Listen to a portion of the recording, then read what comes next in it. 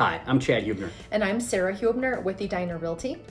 Every year, the State Association of Realtors changes the forms or makes revisions of the forms that either clarify or improve the way we conduct real estate transactions in the state of Minnesota. And this year, as usual, they made a number of changes to the forms, but we wanted to briefly mention a few of them with you that are important for you if you're buying or selling a home. First, and perhaps the most significant form, occurs on the Minnesota Purchase Agreement, and that form dictates how a financing contingency is ultimately handled if a buyer fails to perform.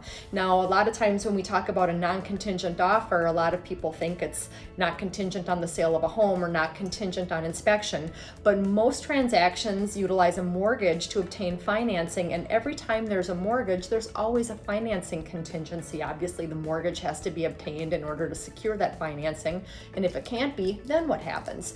So the Minnesota Association of Realtors made some changes to our form, basically helping to direct what happens to earnest money if a buyer fails to perform under the terms of the purchase agreement, specifically in regards to a clause where their lender supplies a written statement to the seller. So we've always had that written statement clause as a part of the purchase agreement. When it comes to a financing contingency, it's a more seller-friendly option, but now it gives us an additional step to talk about with buyers and sellers regarding what happens with that earnest money. Yep. And then one other change that happened in the financing piece of it is they removed a checkbox whether a buyer needs a special bond or assistance for down payments. They just eliminated that box completely. So that finishes up the financing. Couple other changes that they made.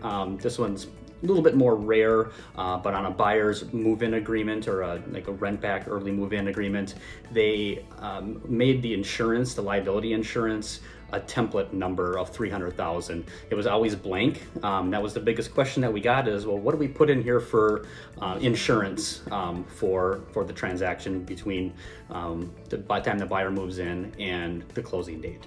So that's one change. Another change. Another one is on the seller's disclosure statement, whether there is an insurance claim.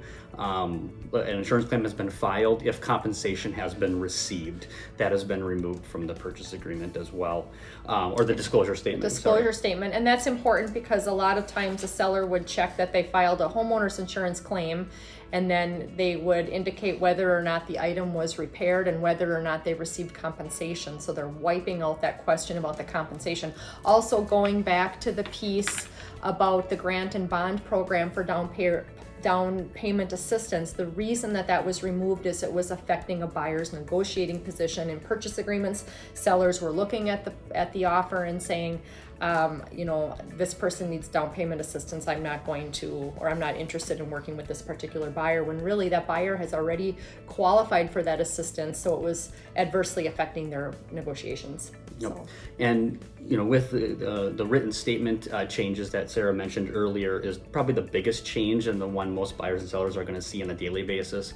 The other ones are subtle, but still need to be addressed and talked about when the time comes. And that's the point in having a good agent that knows when these changes are happening on the new purchase agreement. So if we could answer any questions regarding these changes or any other video topics that you would have, please let us know.